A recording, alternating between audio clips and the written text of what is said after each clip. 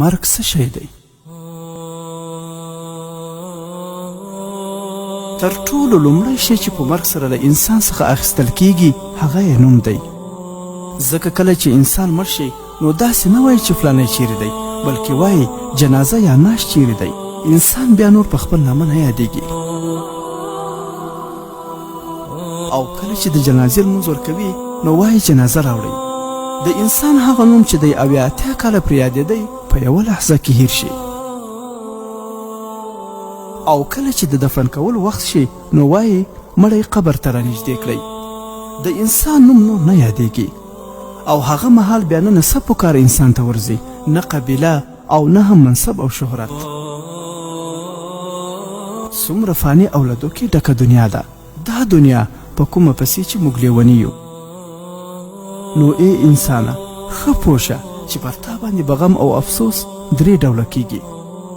کوم خلک چې د داسې په سرسري توګه پیژني هغوی به دومره ووایي چې دی بیچاره هم لاړی.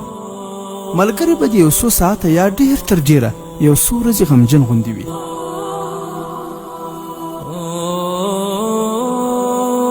خو بیرته به په خپلو خنداګانو او ګپو کې ورک شي.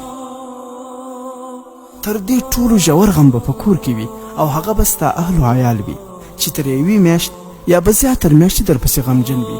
او له هغه وروسته به د خلکو ترمنځ دا مجازي کیسه ختمه شي او حقیقي کیسه به دې شروع شي چې هغه آخرت دی. له تا څخه به واخیستل شي ستا ښایست، مال، صحت، اولاد، ماڼۍ او محلات به در څخه بیل شي. میرمن به در څخه جلا شي، مطلب ټوله دنیا. اوس دلته سوال دا دی چې تا د خپل قبر او آخرت لپاره کومه تیاری کړې ده؟ د ځان سره فکر وکړه چې دا اوس ته مړ شي نو هغه کوم عمل دی چې ستا به ډېر زړه پخه وي چې دغه به مې د خلاصون سبب وګرځي. هم دغه حقیقت دی چې باید توجه ورته وشي.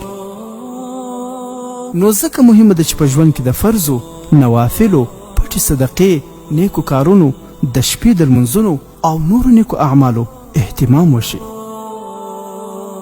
الله جل جلاله دې زموږ ژوند په عبادت، تقوا، تواضع، صدقه، تهجد او په اذکارو راته ښایسته کړي. آمین یا رب العالمین.